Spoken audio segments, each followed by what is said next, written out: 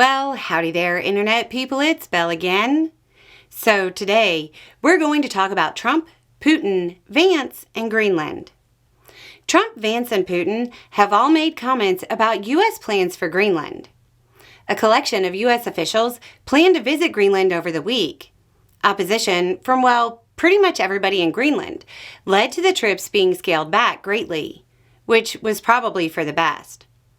A multi-party agreement in Greenland signed before Vance's arrival read, quote, "Greenland belongs to us." Before we get to the real news, Vance irked a few people this week with his failure to follow basic military courtesy. He didn't uncover in the chow hall. Then, his sense of wardrobe, he was dressed like Zelensky, was also pointed out.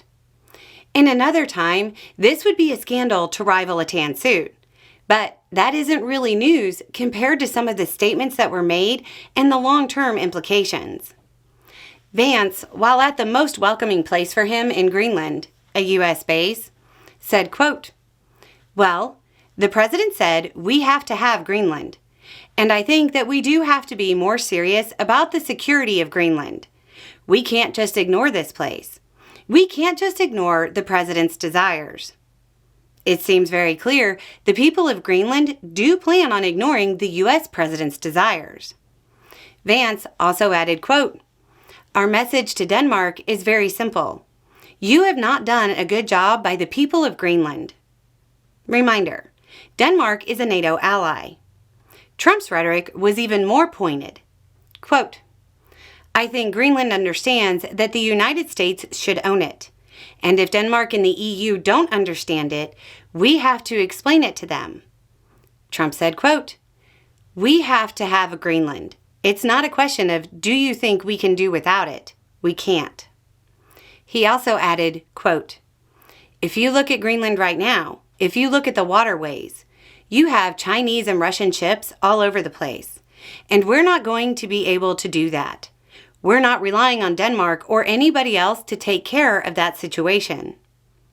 Again, Trump is pointing to a serious geopolitical interest and making definitive statements about U.S. ownership of the land. Putin seemed to grant permission to Trump to pursue his dreams of taking Greenland, saying, quote, "It is a profound mistake to treat it as some preposterous talk by the new U.S. administration.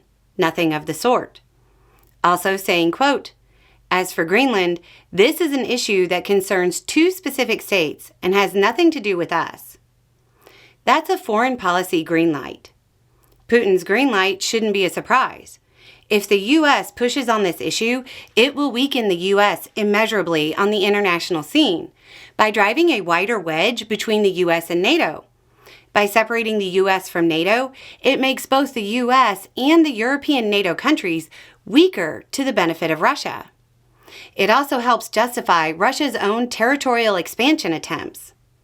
We're entering a period of rhetoric from major powers that justifies territorial expansion and redrawing of borders.